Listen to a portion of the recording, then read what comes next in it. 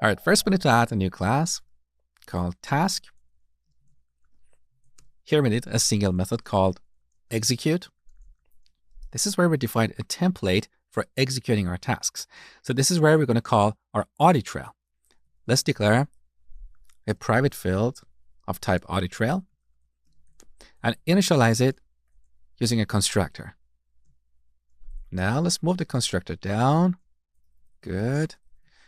That's better. So we have our field, then we have our constructor and the execute method. Over here, we call audit trail.record. Now what happens after will be determined by subclasses. So here we need to add an abstract method, public abstract void do execute, and then call it in our template method. So do execute. Now, because we have an abstract method in this class, we should mark this class as abstract as well. Now, let's go to our transfer money task class and have this class extend our task class. Now, we have a compilation error because this task class declares an abstract method that we should implement. So we press Alt and Enter and select Implement Methods. So here's our do execute method, and this is where we define the logic for transferring money. So we simply print a message saying transfer money. With this structure, we no longer need the execute method here because we implemented it once in our base class. So delete. Also, we don't need this audit trail field because once again, we declared it in our base class. So delete. Now, we have a compilation error here. Let's delete this line. This error is saying that there is no default constructor available in the task class. A default constructor is one without any parameters. So look at the task class. Here we have this constructor that takes an audit trail object. So we don't have a parameterless constructor. So when creating a transfer money task class, we have to pass this audit trail object to the constructor of the task class. We can do that using the super keyword. So just like this references the current object, super references the parent class. So super, here we add parentheses and pass the audit trail object. So this is how we implement a concrete task.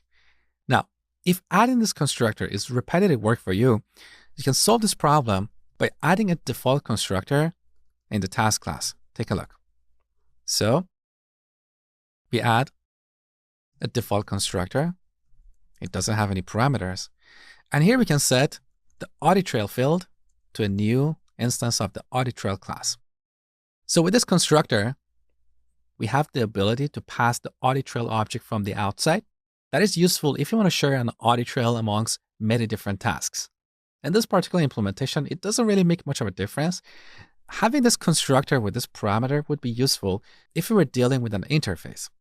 So we could decouple the task class from this audit trail class and swap an implementation of the audit trail from the outside when creating a task class.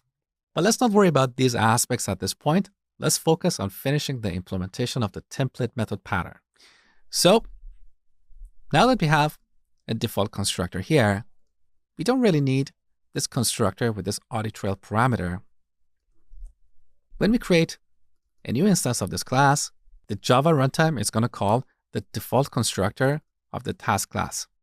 So with this, we can simplify the implementation of each task. We only focus on the logic specific to that task, okay? Now, in the main method, let's create an instance of the transfer money task class. Now take a look. Here we have two methods, do execute and execute.